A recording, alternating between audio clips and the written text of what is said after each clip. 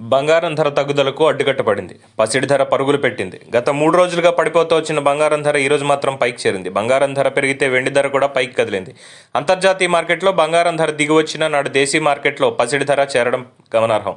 హైదరాబాద్ మార్కెట్లో శనివారం బంగారం ధర పెరిగింది. 10 గ్రాముల 24 క్యారెట్ల బంగారం ధర ₹190 పెరుగుదలతో 52,940కి చేరింది. అదే సమయంలో 22 క్యారెట్ల బంగారం ధర 10 గ్రాములకు ₹180 కదిలి 48,530కు చేరింది.